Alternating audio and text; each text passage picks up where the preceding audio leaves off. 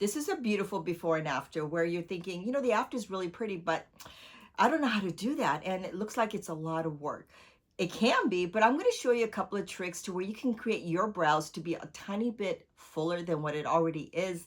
Obviously, the before here is pretty thin, right? So stick with me and I'll show you how to create a fuller eyebrow and for it to last all day.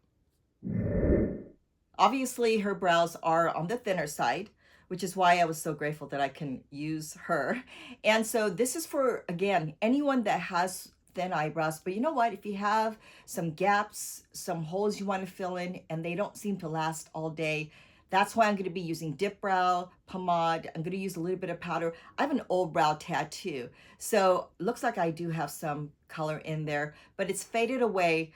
And this is going to serve me because the model I'm showing you right now, I'm going to put a background first on her eyebrows before I make it even a little bit more natural looking. It is going to take a little bit of practice, but I promise you, if you take a few steps, it will be your game changer for you. So I'm using the medium brown dual powder. The dual powder has the two colors. It's got the light and the dark side. I usually like to just kind of blend the two, but sometimes you can use the light side. Now, did you notice that the brush is held? I always like to go above. So, oh, that's not the brush. Hold the brush above. Now, you can do this, but it's much more difficult. You don't get it as sharp inside. So if you hold it above your eyebrows, this is my left eyebrow using my right hand. Obviously, you'd be holding it this way if you're right-handed on this side of the eyebrow. So it's very light, right? The application is very light. The trick is right in this area that I'm showing you right now. That's the part that's really hard, right? And how do you know how long to go, right? Side of the nose, corner of the eye. This is how long your the brow end should end. So that is how long your brow end should be, okay? And how you know to go full, see those lines down below? Now, what I'm doing is just naturally following what I have. So that's what you need to do. If you have a thin line going high up, you just keep going high, but slightly below. And what you're doing is just giving yourself a very light coat. See that right there? It's just a thin light line. You don't need to worry about getting it so dark yet. But most of the color, if not all the color, is just right at that base, at that area, okay? So then here's what I want you to look at. Look at the brush. See how the brush is just kind of it's lightly touching her skin. You can tell because her skin isn't moving too much. I like to drag the brush up. See this?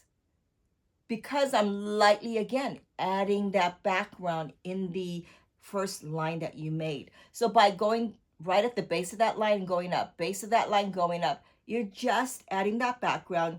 You're like, okay, well, now I see a shape. It doesn't have to be perfect. Remember that. The more like perfect you try to go, the more you're spending your time doing your eyebrows. I tell that to my clients all the time. Just lightly tap, create this background. That's the most important thing I want you to do. And if you notice the front, she has hair up in the front. Most of us don't have that much hair. She doesn't have that much, but a little will add as that guide. Now I'm using the Granite Dip Brow Pomade. Now the reason why I like pomades is that you can work with it. If you find it to be on the drier side, the hydrating oil is perfect. It also just softens any part of the dryness on your skin. I like to use it in my hangnails, anywhere that's dry, but I drop a couple of drops inside the dip brow, and then I just sometimes leave it overnight or just a few hours before I use it. But even if you don't have that much time, just grab a tiny bit, and you could also put a little droplet on your hand.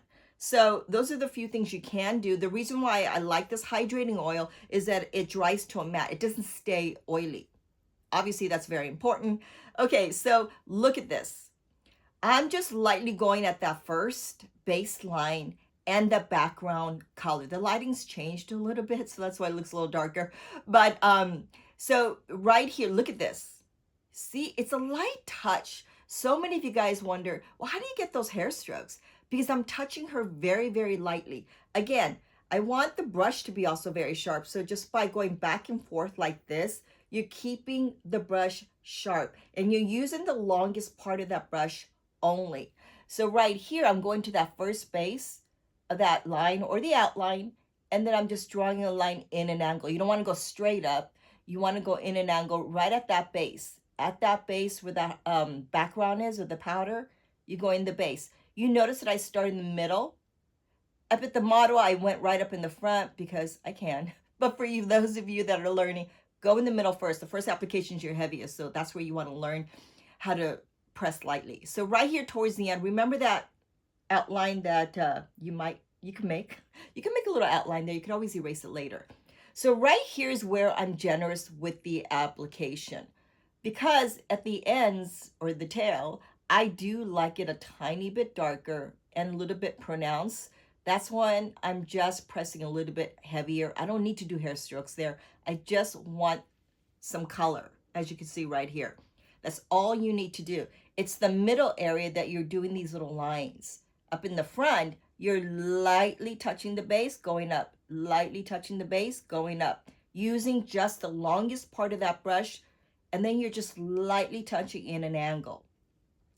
If you want some lines at the top, just do this, but don't worry so much about that. Okay, so the highlighter stick and the brush 18.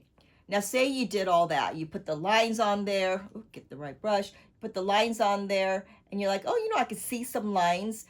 At the top, you got to make sure that you go up here. I might have not shown it on the model that much, but right there, the highlighter, very important, because this is what cleans anything up. Beautiful before and after, again. And then the brush, of course, right over here, right above as well. Sometimes if you have lighter skin, the highlighter above the brows really shows off the eyebrows.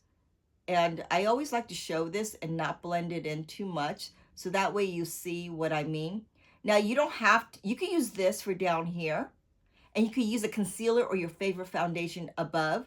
And just that contrast, as you can see right here, it makes such a big difference. But those little lines, try to practice at it, because if you have a large gap, like I said earlier, or a hole, and you just do a line right in the middle and just kind of spoolie to blend that in, that'll stay on all day. So I hope the application wasn't too much or too complicated. The most important thing I want you to remember is to get that outline on there. And what I didn't cover in the video with the model is that once you create that outline with the powder, you don't have to do the dip brow pomade. I just like using that sometimes with just a little lines over the background, so that way the color lasts all day, because pomades will last quite a bit, especially if you're on the oily side, or you just find that you don't have the color lasting. You have more skin than hair, so obviously the skin doesn't hold on to the color as well as if you had hair inside the eyebrows. And you know what, the brow gel, even though you feel like, oh, I don't have that much hair out, do I need a gel? The gel kind of helps because it keeps the hair standing up a little bit, and it actually keeps the product on that much longer. So try this technique out. Like I say, you don't have to use the pomade, just a little bit of that powder, and heavier pressure will give you some more color. You could actually do a little bit of the hair strokes with the powder as well if you just press harder and going in an angle. Everything's an angle for me. I don't like colors or application going straight up. It's always about this way, so keep that in mind as well.